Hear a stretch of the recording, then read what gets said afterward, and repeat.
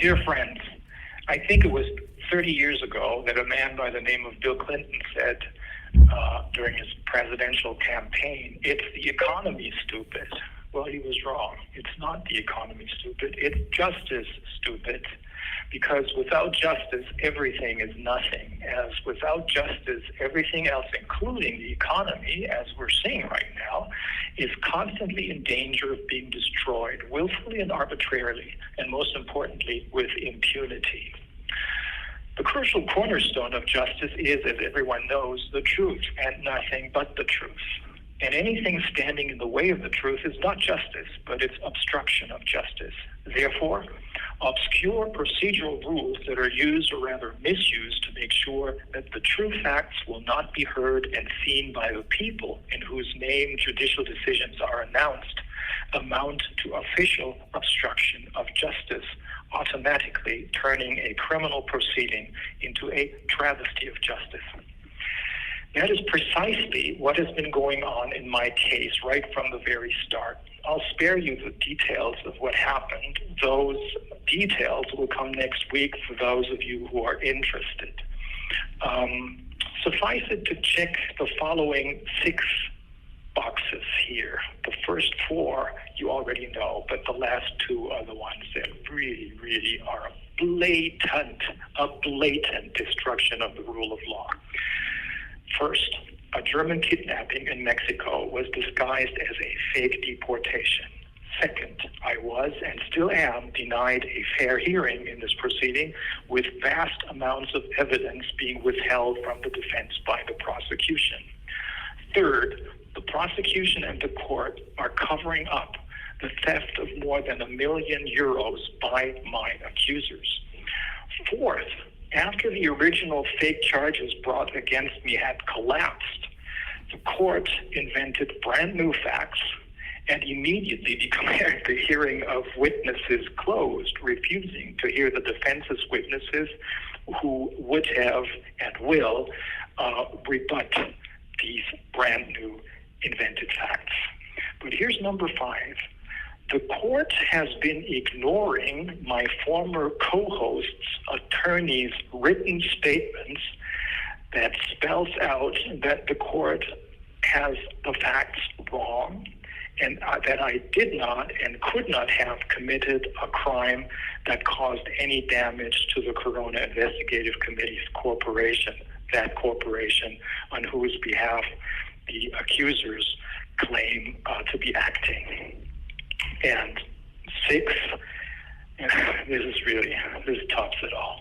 In order to keep the lid on this, the court ordered it's obviously in panic mode now, but it ordered the case to be continued as a written case, the trial to be continued in writing so that the defense will not be able to explain their case and their motions orally to the people, the public, anymore. Now, this is an egregious, blatant violation of the constitutional principle that a criminal proceeding must be conducted publicly and orally, in effect turning this trial into a medieval inquisition process. But the responsible Chief Justice, of course, claims that he is acting in accordance with the law and the rules of criminal procedure. Well, he doesn't. On the one hand, this is what he says, and on the other hand, that's what he does.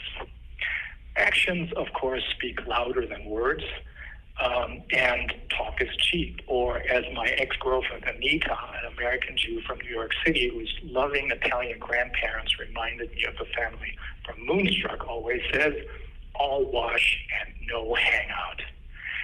And that's what we're seeing in Gaza, too. Remember what the former high-ranking UN official Călin Georgescu from Romania told us in an ICIC interview, one that I did at the very end of 2022 in Bucharest. The UN has been captured by the World Economic Forum. When they say peace, they mean war. When they say health, they mean illness and death. Everything has been stood on its head. And isn't that what we're seeing in Gaza? Now they assassinated the Palestinians' chief negotiator in the so-called ceasefire negotiations, all the while declaring, of course, that they want peace to be restored. No, this is not about Israelis against Palestinians. It's about justice. It's about finding out who's behind this, who's calling the shots, and who's profiting from all this. Cui bono? That's the question. I wouldn't be surprised if the very same people who are behind the Ukraine war, the CO2 hoax and climate panic and the virus and pandemic scare are behind this as well. And I think you wouldn't be surprised either. Well, we'll find out. And that's what they're scared of. That's why they're scared of us, the humans whom they failed to turn into robots. As my American brother Michael would say, they're scared shitless. And that's why they're doing everything to widen the war, so that the next step is that the entire region is set on fire and U.S. soldiers will be sacrificed in that exploding region. Well, they cannot and will not succeed. Their very, very small window of opportunity slammed shut a long time ago. And while the governments may be interested in such human sacrifices, the people are not, especially not in the United States. Well, let me sign off for now on a more lighthearted note. Here's some trivia. Do you know the Turtles and their song Eleanor?